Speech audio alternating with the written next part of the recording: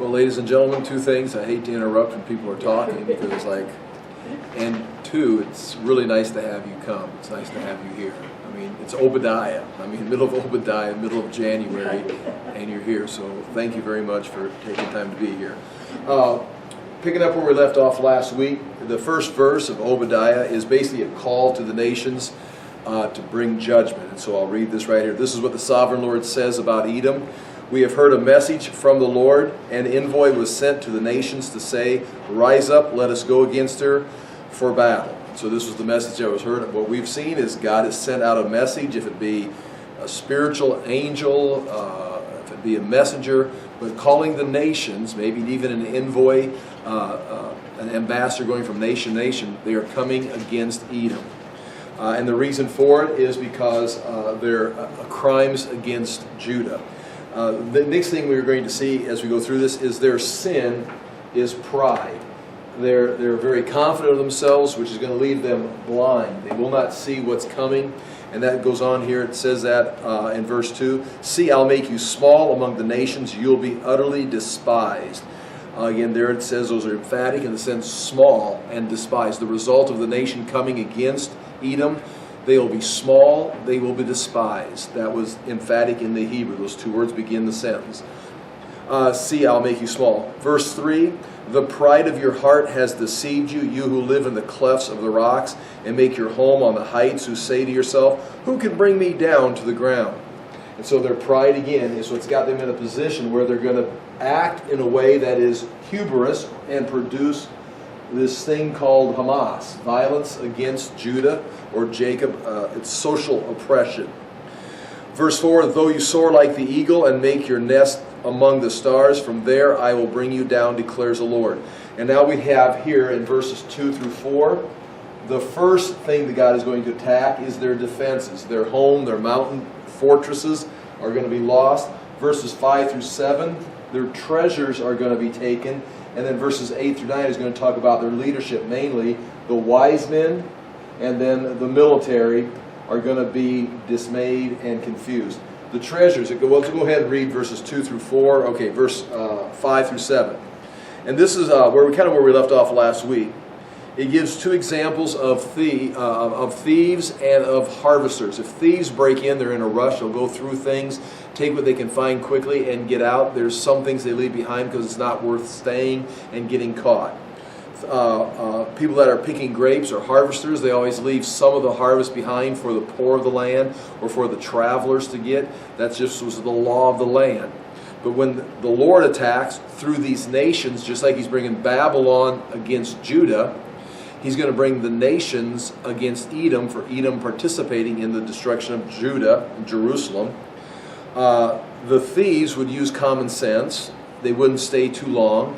Harvesters would follow the law and leave a little bit behind. But when these nations come through, they're going to go through thoroughly. In fact, it goes on and says, verse 5, "If thieves came to you, if robbers in the night, oh, what a disaster awaits you. Would they not steal only as much as they wanted? If grape pickers came to you, would they not leave a few grapes?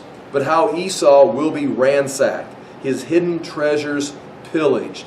And the idea there is they're going to go door to door, closet to closet. They're going to have plenty of time and they're going to thoroughly lay it waste, even having a chance to find the hidden treasures. Even a thief comes in, they're not going to have time to search through all the hidden locations. They're going to grab what they can see and get out. But these people that are going to come in, these nations, will be able to go through and find the hidden treasures.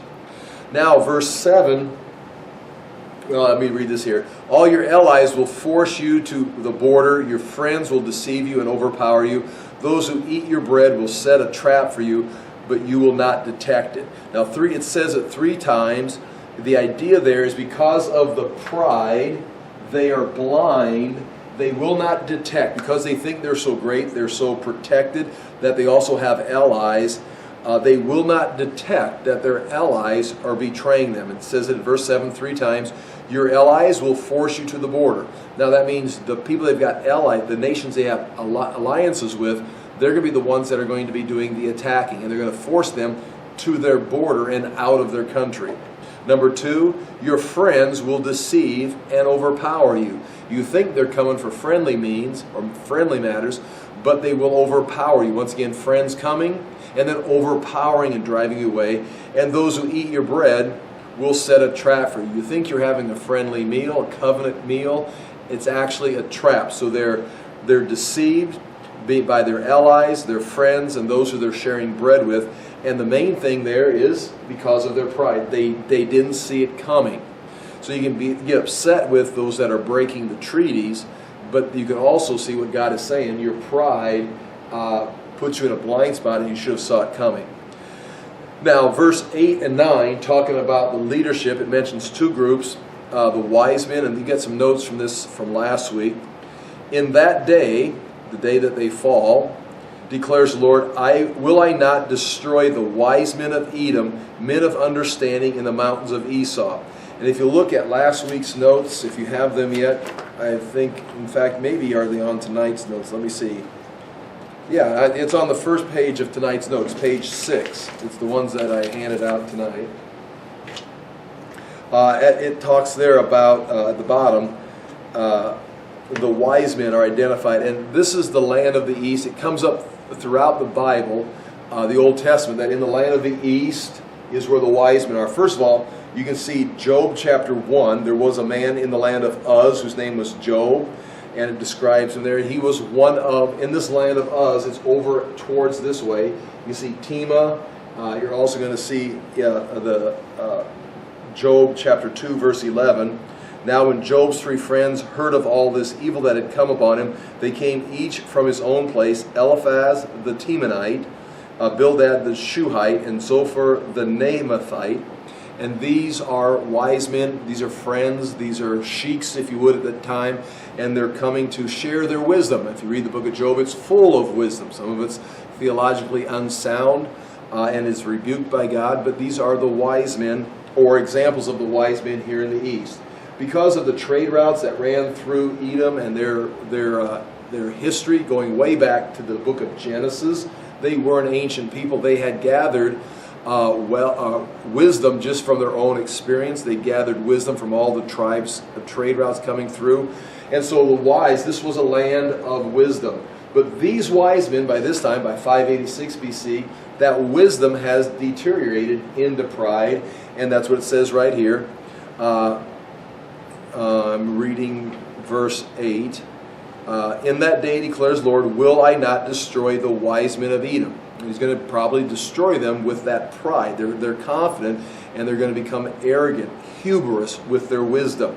So there's that fine line of having wisdom to an extent, but then you start trusting your wisdom, not so much seeking wisdom, but thinking you have wisdom. It becomes hubris, leads to then social oppression.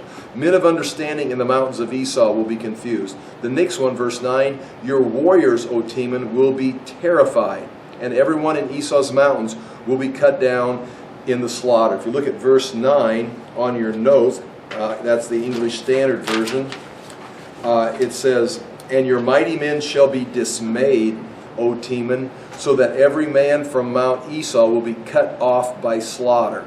So the idea there again is they're going to be dismayed, they're going to be terrified, they're going to be overrun, and then it says they'll be cut off and cut down, or cut off or cut down. So they're going to be destroyed in this invasion. The country's going to be driven to the borders.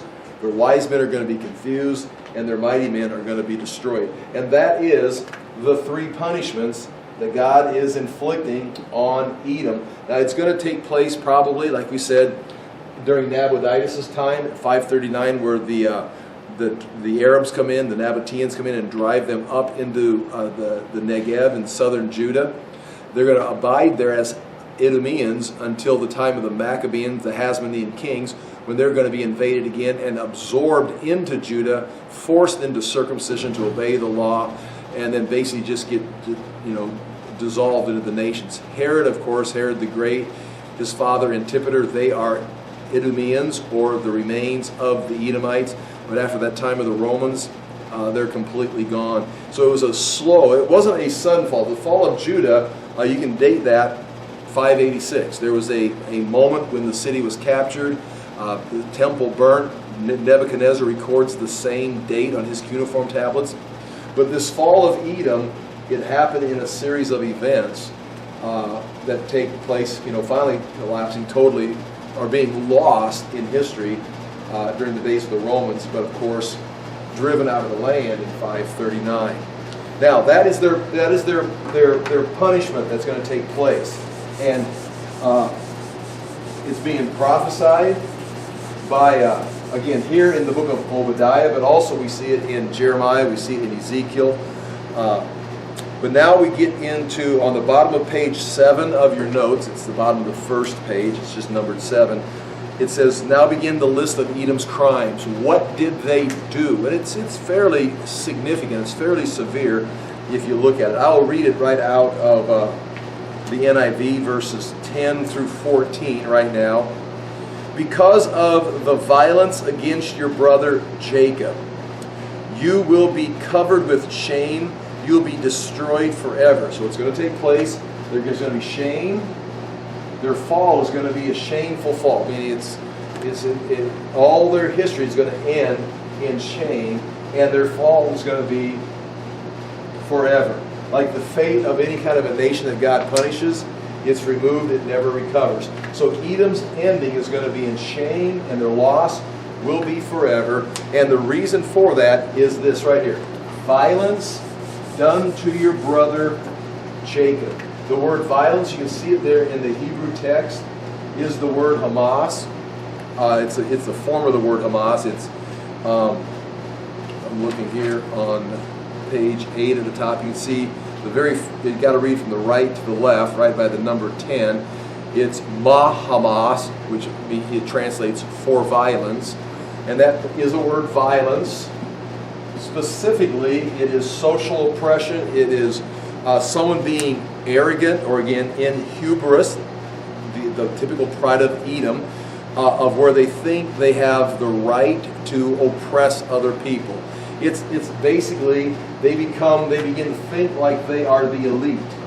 Now again, you will have elite people in culture, but when the elite people begin to think they have rights to oppress others, they deserve to oppress others. I mean, there's always going to be rulers, like a teacher in the classroom realizes that they're the teacher, they're responsible, they're in charge.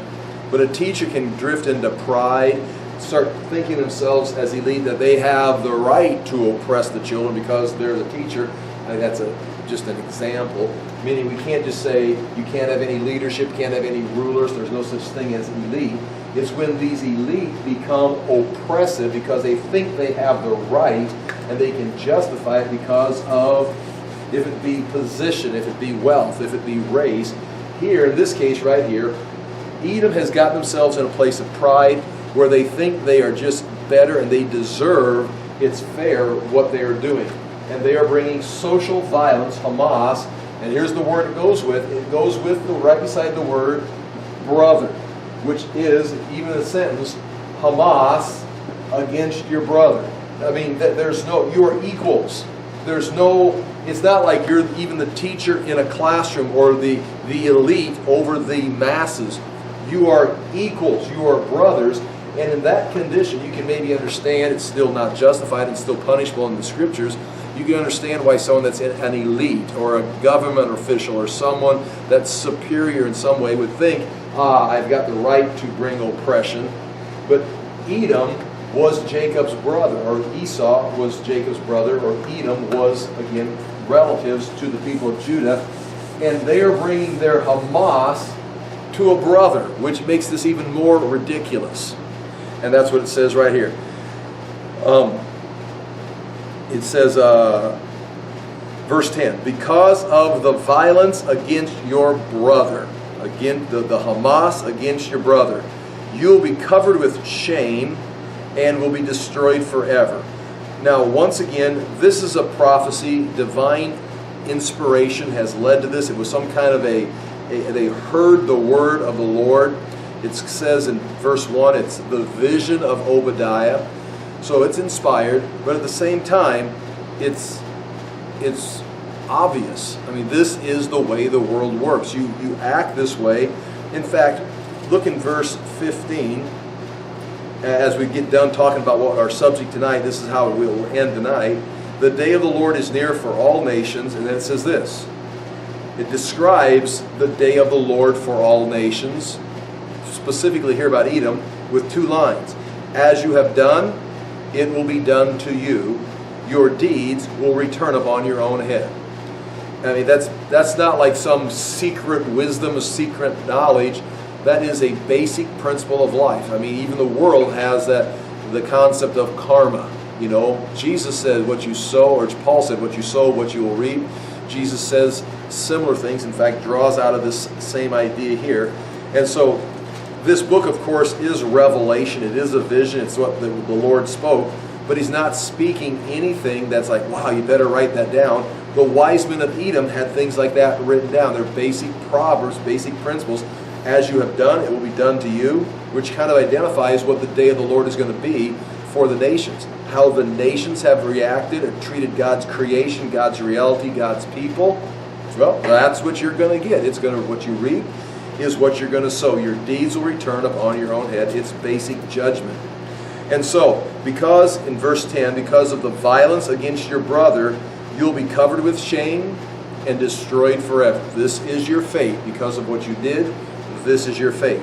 And now, we've already identified the phrase or the word Hamas, but now we're going to get a list of 1 through 10 things that we're going to read through. I listed on here. I've got a little chart there on bottom of page 10. The 10 crimes of Hamas that we're going to read through right now, and I'll read verses 10 through 14, and you'll hear them, and then I'm going to stop and just identify them.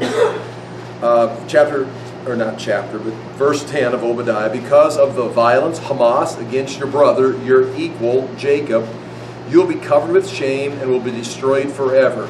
And here's what they did. On the day you stood aloft, while strangers carried off his wealth, and foreigners entered his gates, and cast lots for Jerusalem, you were like one of them. You should not look down on your brother in the day of his misfortune, nor rejoice over the people of Judah in the day of their destruction, nor boast so much in the day of their trouble. You should not march through the gates of my people in the day of their disaster, nor look down on them in the day of calamity, in the day of their distress, nor seize their wealth. In the day of their disaster, you should not wait at the crossroads to cut down their fugitives, nor hand over their survivors in the day of their trouble. Now, if you look in the English Standard Version, the first thing you can see is in verse 11 on page 8, on the day that you stood aloft. So, what they did, the first, and you can see these, they break these into 4 groups. It starts off with them, 1, standing aloft. Now, they're watching. They're seeing the invasion. They're seeing the destruction coming. Armies are surrounding. Judah is in trouble. And they're watching, observing. But they pretty soon realize that this is Jerusalem's fate, that Nebuchadnezzar is not going to be defeated by Judah, and they will fall, which leads to them not just standing aloft at a distance watching the city burn or watching the looters or whatever, but the very next thing right there, on the day that you stood aloft, on the day that strangers carried off his wealth and foreigners entered his gates. So they're standing aloft while Babylon, foreigners, are entering the gates. They're entering Jerusalem. And 3, they're carrying off plunder. And then the next thing you see right there is they're now dividing Jerusalem. Jerusalem is now being parceled out. Now, who's going to rule what? Who's going to get part of what section? From Nebuchadnezzar down through his generals all the way down to the governors that they're going to put in place. Jerusalem now it needs new ownership. It needs new oversight. From the governor that's going to oversee it, from who's going to manage the different parts of the city, who's going to set up businesses. It's now being divided up who's going to occupy it. And you can see that on the day you stood aloft, on the day that strangers carried off his wealth, foreigners entered his gates, and cast lots for Jerusalem, you were like one of them. And so when these things are happening, entering, plundering, and dividing, the foreigners are doing that, guess what the aloft standing became? They joined in and they became like them. They participated. That's your first indication that Esau or Edom was standing Now, who is this? Is it the public? Is it the military? Is it, caravans? It doesn't give us specific who was doing this, but somehow Edom as a nation was standing and watching when they saw Babylon's carrying things off, entering the gate, dividing up the city. They're like, hey, it's a free-for-all. They participated. They would have somehow entered the city gates. Someone from Edom did. They would have carried off some plunder, and they would have tried to get some kind of a hold on property or some district or some jurisdiction, some business. They were just like them. Instead of standing aloft and going, oh, that's not right, they're like, I don't think anyone's watching. I think we can participate, and they were like one of them. So that's your opening statement about what's about to take place. So the first two crimes I wrote down, Edom's number one crime of Hamas. Edom stood aloft while Judah was invaded. And then number two, on the bottom of page 8, Edom was like one of the Babylonians. Soon they're participating. Now verse 12, this now becomes more of an attitude of what were they thinking, what was their attitude. Now, as I read this and I was studying this, you can see in your own heart. I mean, all this is useful for seeing God's nature, what took place in history, how He's going to judge nations. But ultimately, it's a little bit of self-reflection, I know for myself, especially when you look down at that verse 15, as you have done, it will be done to you. Your deeds will return upon your own head. That's not a statement about nations. That's God from the biggest to the smallest. It's what goes around comes around. And I'm now looking at myself, and you can see they're standing aloft. I'm not involved. Then it's like, well, no one's really paying attention. Maybe I will cash in and get a little bit for myself. And now comes the attitude that they had.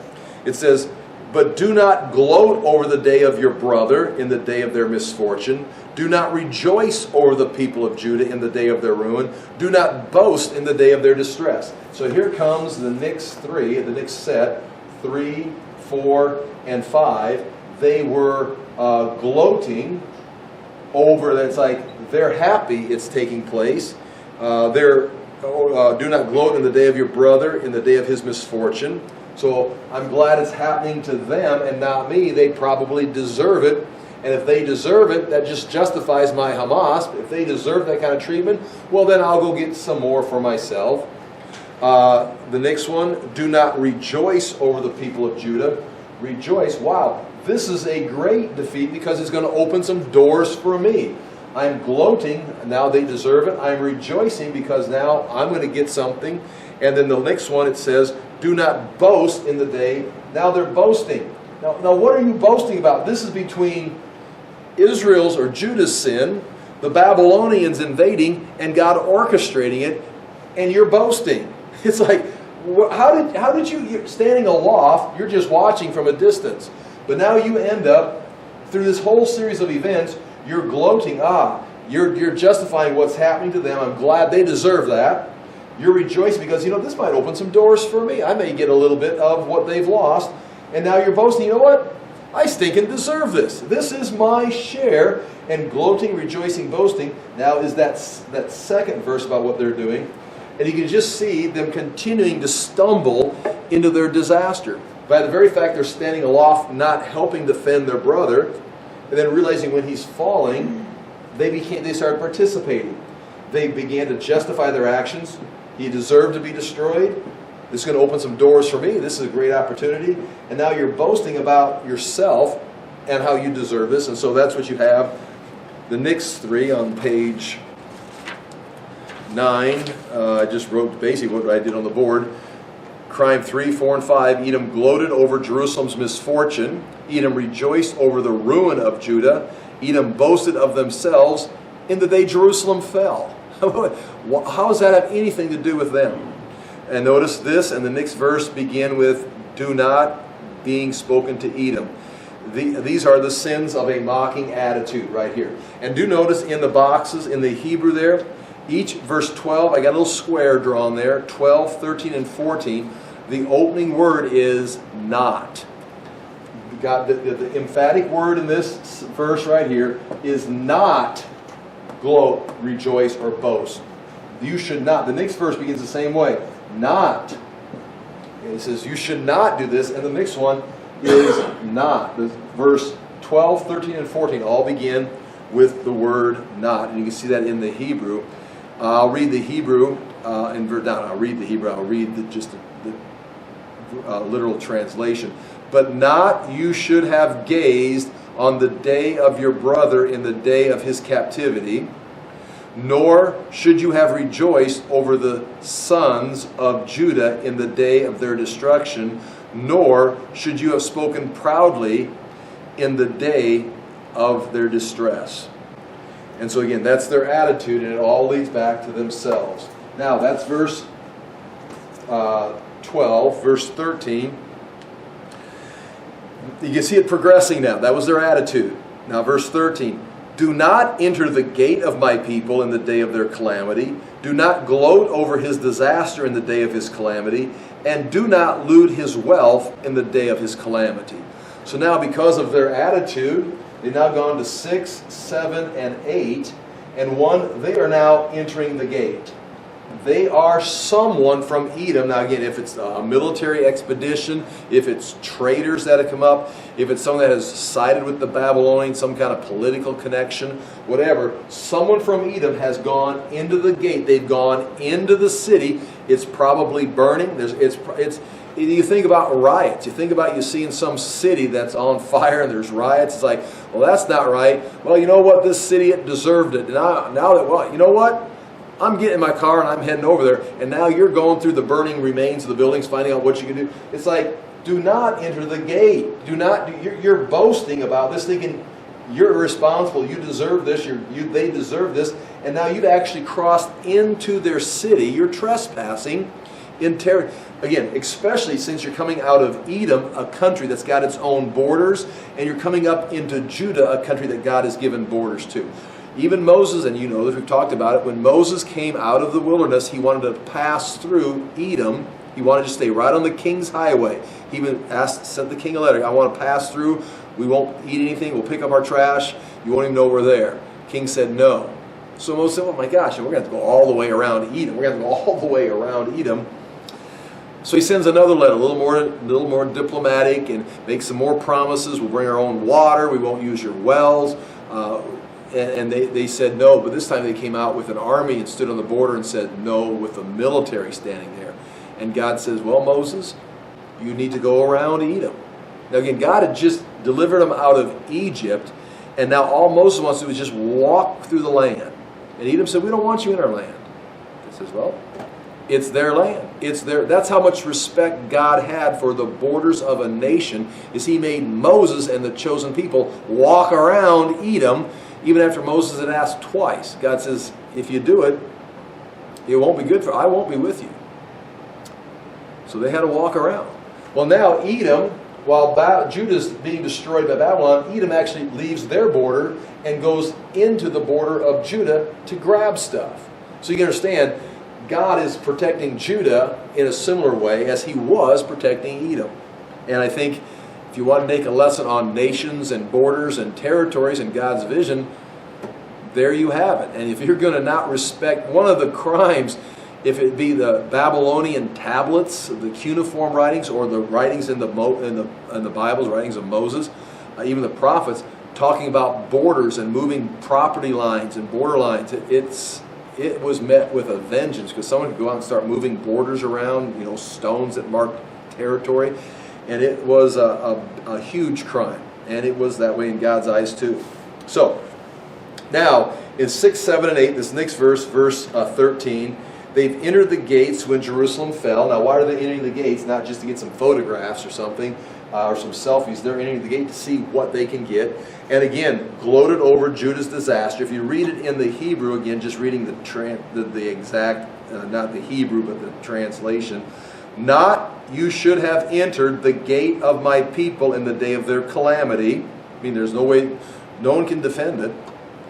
Not should you have gazed indeed in the day of their affliction, of their calamity, nor laid hands on their substance in the day of their calamity.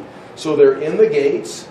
Once again, they're gloating, and that gloating is aha, they deserve this. They don't deserve this anymore. They deserve the punishment. They don't deserve the property. And so now they're going to take it, because it's not theirs anymore. You can't say this belongs to Judah because Judah's been destroyed. We'll just take that. You can see they entered the gate, they justified their behavior, and they took the stuff, looted the wealth on the day of his calamity. And now verse 14, the most serious of these, number 9 and 10. And as Jerusalem is falling, and again it took several months, a couple of years, as far as all with the famine and everything, and the invading armies and invading, people looking for food before the Babylon army actually even got there. People were fleeing the country. First they fled to Jerusalem because there's nowhere else to go. Then as the Babylonian armies began to march in, the people began to flee, run away from the city, trying to get out. Just like Jesus told his disciples, when you see Jerusalem surrounded by armies, run to the mountains, get out of town. In 70 AD and also in the future. Well, there was indeed people fleeing. A classic example is Zedekiah, the last king of Babylon. When the city fell, he fled out some secret passageway. The kings always had secret passageways. There was indeed a passageway from the king's palace up to the Temple Mount that's referred to different times. So they could be in the palace, the royal palace, and then go through a certain doorway, a certain corridor hallway, and then come up and emerge on the Temple Mount. They would not have to go out into the public street and walk up the same way everybody else did. They had their own access. And as you know, underneath Mount Moriah and in all those stones, there's passageways. Sometimes they're natural caves. And you've heard about, or I know I've been in Zedekiah. It's called Zedekiah's Cave. It's where they actually quarried stone underneath. It's the northeast quadrant of the old city of Jerusalem. It's the Muslim quarter now. And you can go underneath the city wall into these caverns, and Tony and I have been in there a couple times. And you can still see the chippings from when they carved out under the city stones to be brought up and put into buildings and into the temple. There's still just chips from the stones. And you can see where they've cut squares out and begin bringing stuff out. And it goes deep. Tony and I went in there, and we went deep and further, and we're well under the city of Jerusalem until finally it's like, Tony says, how are we going to know how to get out? I said, well, we're going down. We'll just start walking up and get back out. But again, we got to a place where it's like, okay, this is far enough. I mean, you could have just kept right on going. And the theory was, and again, they've done excavation, is those caves have to come out somewhere. And people have done exploring, and they're real cave explorers. And they are connected to other caverns and passages that take you all the way out of the city, out into the wilderness. And Zedekiah was captured. You can read it in the accounting scriptures. He was captured by Babylonian troops on the plains of Jericho. So he emerged somewhere east in the plains towards Jericho. Now, where he popped up out of those caves, we don't know, but he went into the caves and came out, or went into some passageway. You could very easily have had a passageway in the palace that took you out. Sometimes it would go south out some kind of a pass, what do you call it? Not a citizen, but a pedestrian gate going out of the city. Anyway, that goes on and on. I could talk about that more. But nonetheless, in 586 and the years before, the months before, people were fleeing Jerusalem and Judah and heading down south. Just like the wise men who came into Jerusalem went down to Bethlehem, and when they were told in a dream, don't go home the same way you came, they came from the north into, probably coming, through the hill country into Jerusalem. Now they're in Bethlehem. They probably went south, down around, through Edom, down around the Dead Sea, and escaped into the wilderness on their, not the wilderness, but the desert on their camels, and Herod couldn't catch them. That's exactly what these people are going to do. They're going to be fleeing the city. Just imagine a city that is falling. Many people are going to die in the streets and die in their homes, but many people are going to see it coming, and head for the hills. They're going to take off. And thus you have verse 15. This is something else Edom did. I'm on verse 14, I mean. Bottom of page 9, reading the English Standard Version. Do not stand at the crossroads to cut off his fugitives. So they are killing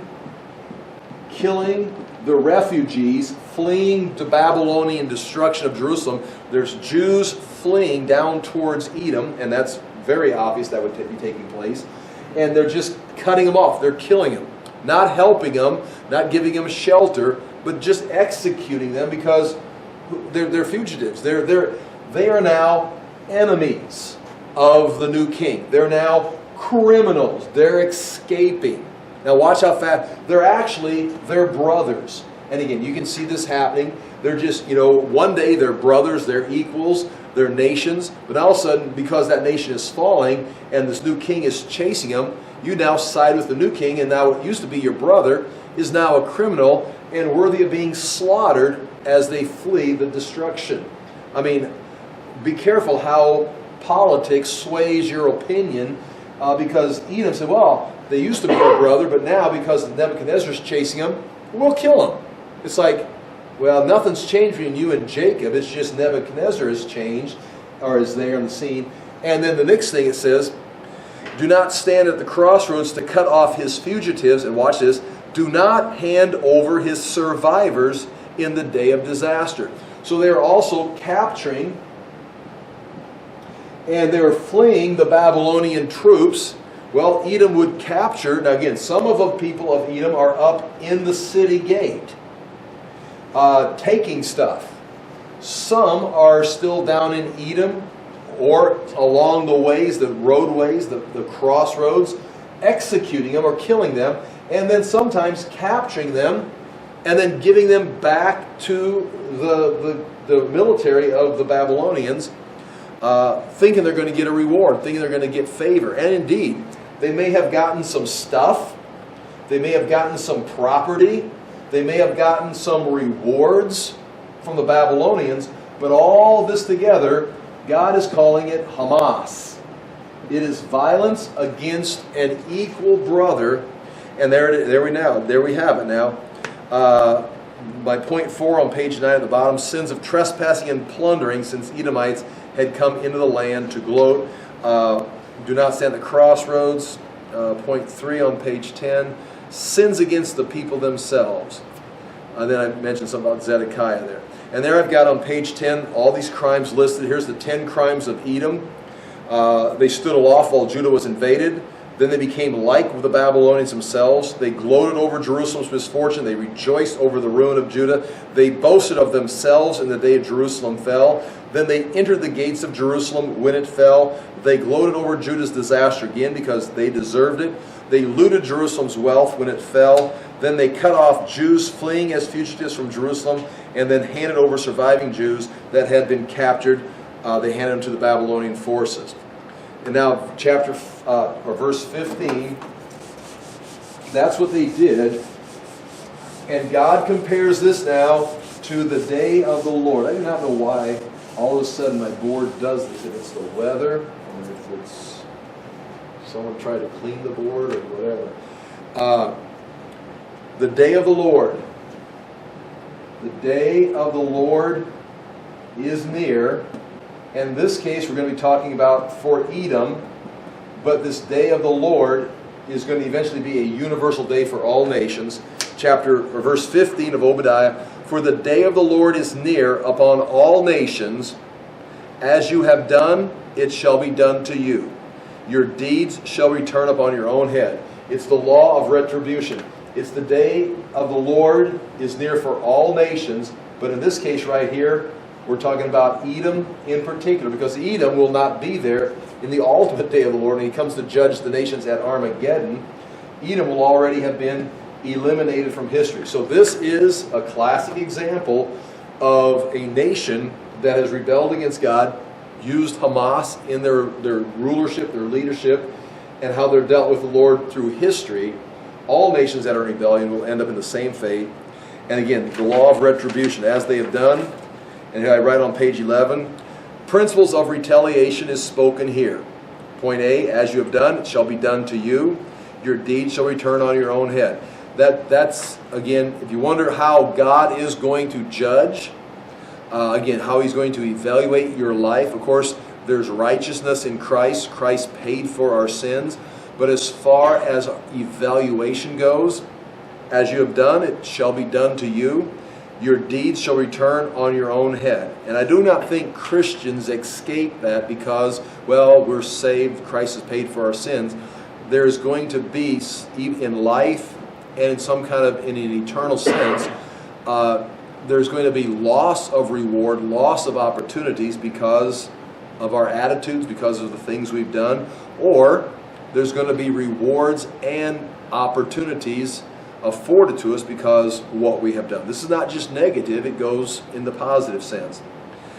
And point 2, Edom will reap what they have sown, a basic principle of life. God is just, and Edom will face an equally devastating fate. They had their moment in 586 BC when they sided with the Babylonians, but everything they did, 1 through 10, is going to come back, and by 539 will begin having taken effect, and by 150 they will be absorbed into Judah themselves.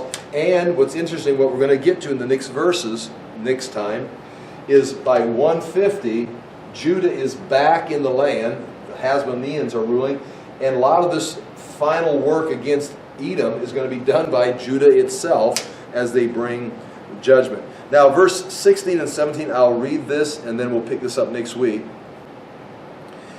It says, "For as you have drunk on my holy mountain, so all the nations shall drink continually. They shall drink and swallow, and shall be as though they had never been." So, again, that's talking about, as you have drunk on my holy mountain, they may have gone up to, drink the wine, drink something celebrated on Mount Moriah as Jerusalem burnt, where the temple used to stand. It says, so all nations shall drink continually. That's the state of nations, is continually drinking in something they shouldn't be, but is drinking in the wrath. They shall drink and swallow, and they shall be as though they had never been.